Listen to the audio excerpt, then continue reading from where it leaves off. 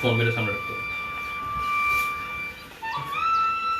नमस्कार दोस्तों, पीजीआई चंडीगढ़ में भाई डॉक्टर अक्षय जी के माध्यम से एक अच्छा सा स्तुत्य प्रयास चल रहा है। हमारे पीजीआई के स्कॉलर्स जो न्यूरो साइंस पे काम कर रहे हैं, साइकोलॉजी पे काम कर रहे हैं, फिजियोलॉजी पे काम कर रहे हैं, उन्होंने एक प्रयास किया है कि इस लॉकडाउन के समय में जब लोग कोविड से इतने डरे और घबराए हुए हैं, उस वक्त हम क्या कर सकते हैं।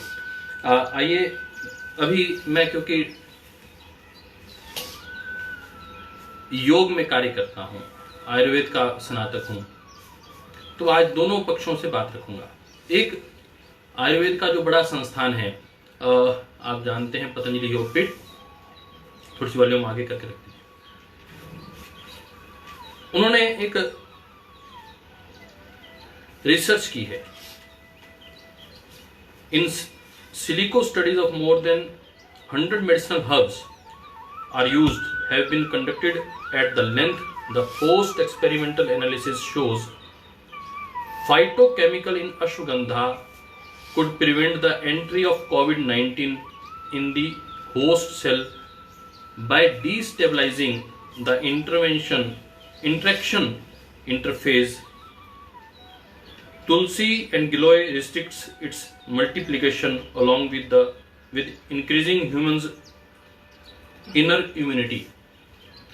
बहुत स्पष्टता के साथ पतंजलि रिसर्च इंस्टीट्यूट ने श्रद्धेय आचार्य बालकृष्ण जी, परम श्रद्धेय स्वामी जी महाराज के निर्देशन में यह प्रयास किया है कि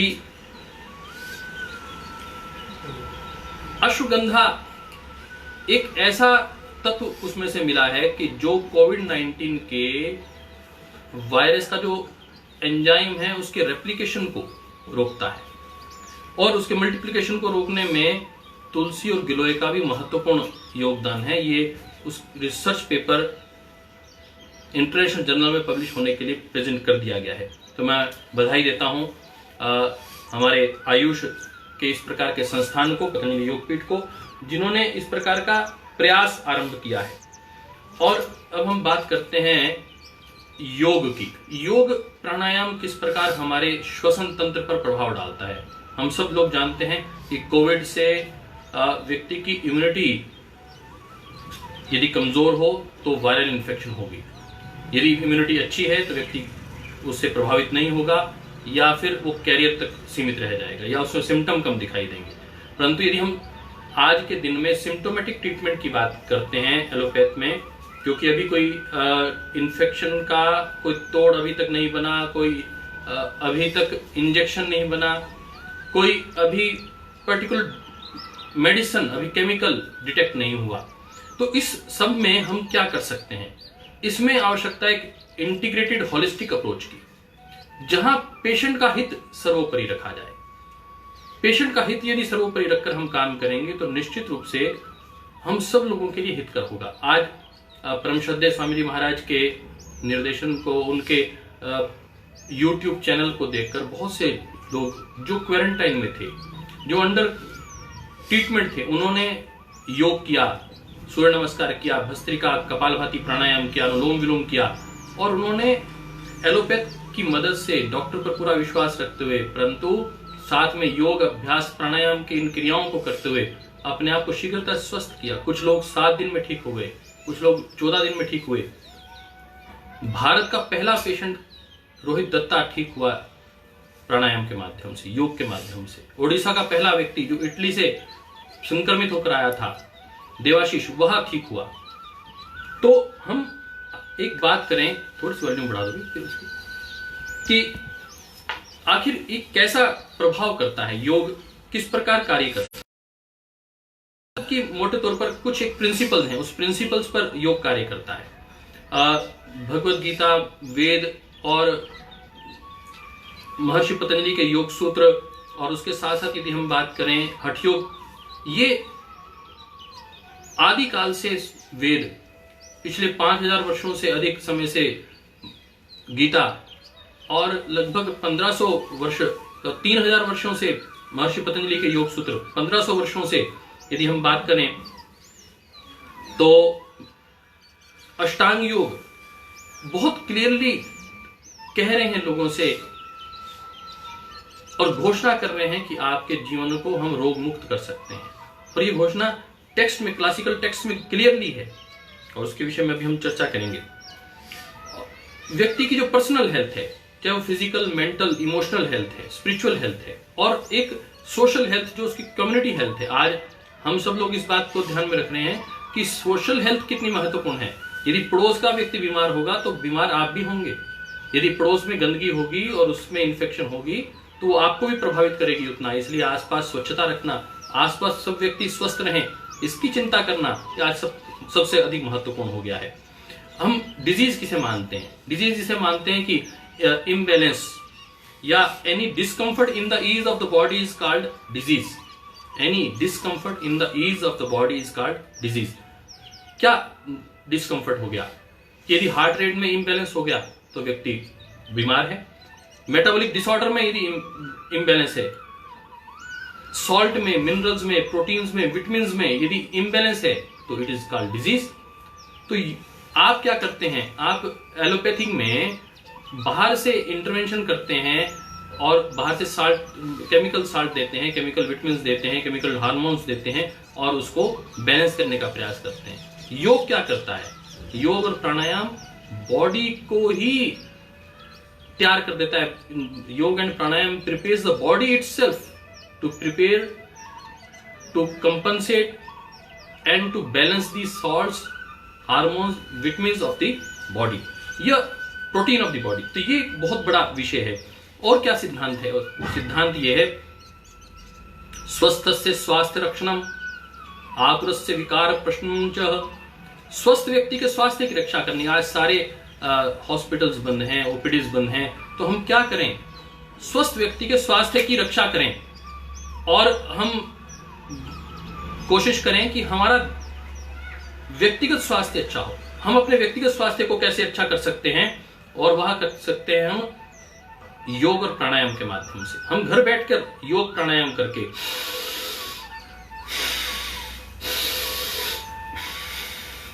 इनहेल डीप, क्या होगा? डायफ्रामेटिक डीप ब्रीदिंग, यहां तक डायफ्राम, एक्सेल कर रहे हैं,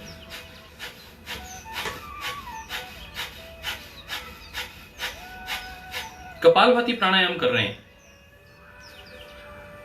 आप कॉन्ट्रैक्शन एंड रिलैक्सेशन आप कर रहे हैं अपनी स्टमक की मसल्स की, तो उससे क्या लाभ हो रहा है? उससे लाभ हो रहा है कि आपके जो मेटाबॉलिक फंक्शंस हैं, जो डाइजेस्टिव जूस हैं, वो प्रॉपर हार्मोन्स हैं, वो उनकी प्रॉपर सिक्रेशन शुरू हो जाती है।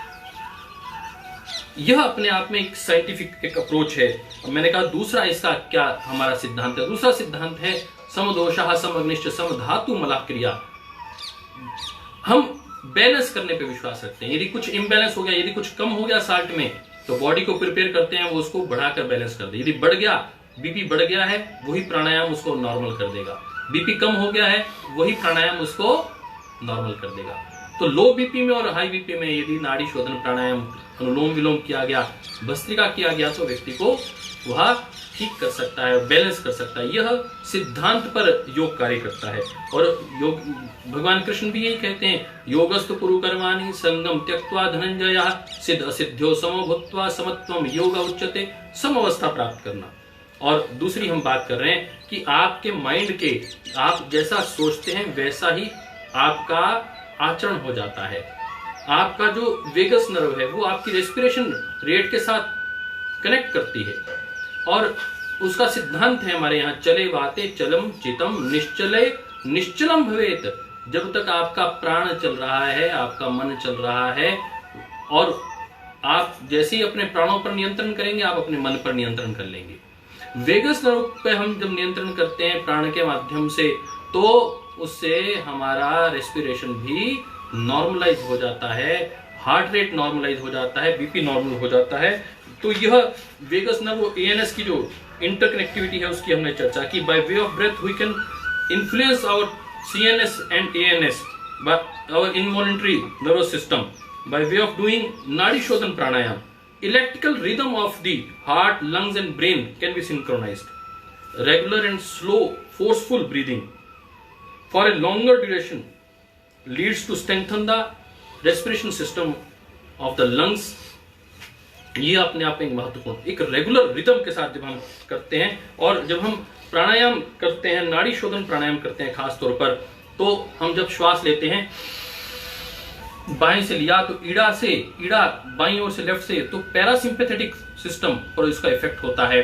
हम जो CSF है, सेरिब्रोस्पाइनल फ्लूइड, वो नीचे से ऊपर ब्रेन की ओर आना शुरू होता है, स्पाइन टू ब्रेन उसकी फ्लो शुरू होता है।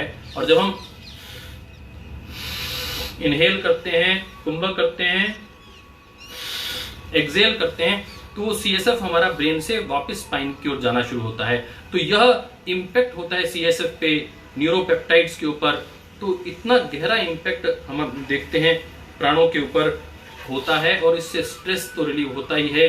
और साथ में कपालभाति भस्त्रिका प्राणायाम करने से आपके अंदर WBC सेल्स बढ़ जाते हैं और उससे आपकी इम्यूनिटी इंप्रूव होती है। यही अपने आप में एक बहुत बड़ा कारगर विषय है। मैं इसको आपके साथ यदि कहूं कि आपका स्ट्रेस रिलीव हो जाता है। आज जो एक पैनिक है, एक अवसाद की स्थिति है, लगता है कि अरे हल्का सा जुकाम हो गया, खांसी हो गई, मुझे कहीं कोविड ना हो गया हो, मुझे कहीं इन्फेक्शन ना हो गया तो मैं बचूंगा कि नहीं बचूंगा। यह जो पैनिक है, आइए उससे निकलते हैं। हम अनुलोम विलोम प्राणायाम, कपालभाति प्राणायाम करें, सूर्य नमस्कार करें, अपनी जीवनचर्या को संयमित करें, सुबह शाम गर्म पानी पिएं और सादा सुपाच्य आहार लें। यह अपने आप में एक बहुत महत्वपूर्ण विषय है। जैसे मैंने कहा कि इम्यूनिटी बढ़ती है, वैसे ही टाइडल वॉल्यूम बढ़ जाता है। एक रेस्पिरेशन में हम 500 ml एयर ले रहे हैं, परंतु हम ये डीप ब्रीदिंग करते हैं, when we inhale deep and exhale, तो हमारा जो टाइडल वॉल्यूम है वो 5 to 10 टाइम्स इंक्रीज हो जाता है। 4500 ml तक हम पहुंच सकते हैं। तो अपने आप में ये कॉन्ट्रैक्शन और एक्सपेंशन जो है एब्डोमेन की, ये इससे हमारे सारे ये एंडोक्राइन हमारी ग्लैंड्स के ऊपर इफेक्ट करता है। Respiration pranayama effects the CSF, और मैंने अभी आपसे बात की, इससे जनरेट मोर एनर्जी, क्योंकि ऑक्सीजन की मात्रा जब बढ़ जाती है सेल्स में, कंबस्टन बढ़ जाती है, इट जनरेट्स मोर एनर्जी। आइए, यदि आप अपने आप को स्वस्थ रखना चाहते हैं, बहुत ऊर्जावान रखना चाहते हैं और अपने शारीरिक मानसिक रोगों के ऊपर आप कंट्रोल करना चाहते हैं, अपनी इम्यूनिटी को बढ़ाना चाहते हैं, तो आइए हम योग की शरण में चलें और सप्लीमेंट के रूप में गिलोय, अश्वगंधा, तुलसी का प्रयोग करें और हल्दी वाले दूध का, गोल्डन मिल्क का प्रयोग करें। जैसे आज माननीय प्रधानमंत्री जी ने भी कहा है, परम श्रद्धेय स्वामी जी महाराज भी इस बात को बार बार कह रहे हैं। आइए हम उस प्रकार की जीवन शैली को जीने का प्रयास करते हैं और अपने आप को रोगों से मुक्त रखते हैं। कोविड-19 एक वायरल डिजीज है और वायरस तब इफेक्ट करता है जब हमारी लड़ने की क्षमता कमजोर होती है। बहुत से बैक्टीरिया, लाखों करोड़ों बैक्टीरिया हमारे आसपास घूम रहे हैं, लाखों करोड़ों वायरस हमारे आसपास घूम रहे हैं, परंतु हमारे शरीर की जो शक्ति है वह उनसे लड़ने की शक्ति हमें देती है और हम उनसे रोग से आक्रांत नहीं हो पाते। आइए अपनी इम्यूनिटी को बढ़ाइए और कोविड से मुकाबला करने के लिए तैयार हो जाइए। ईश्वर करे आप तुरंत स्वस्थ रहें। PGI जो कार्य कर रहा है, पंजाब और हरियाणा सरकार जो कार्य कर रही है, भारत सरकार जो कार्य कर रही है, और उससे भी बढ़कर जो हमारे डॉक्टर्स कार्य कर रहे हैं, जो स्कॉलर्स कार्य कर रहे हैं, जो हमारे साइंटिस्ट कार्य कर रहे हैं, उनका जितना आभार ज्ञापित किया जाए उतना कम है। मैं हृदय से उनको आभार ज्ञापित करता हूं। देश की रक्षा केवल सेना नहीं करती, आज सारी दुनिया को समझ में आ गई कि देश की रक्षा करने में हमारे स्वास्थ्य कर्मियों का सबसे बड़ा योगदान है। जय भारत, जय भारती। आइए लंबा गहरा श्वास भरते हुए प्रार्थना के साथ आज के इस सत्र को समाप्त करते हैं।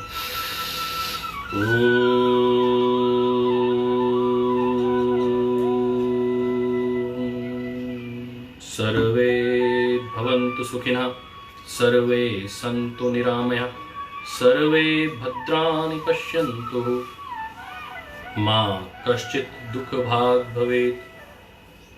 सबका मंगल हो प्रभु, सब स्वस्थ रहें, सबके जीवन में खुशियां रहें, ऐसी ईश्वर से प्रार्थना करते हुए आप सबका पुनः आभार। ओम।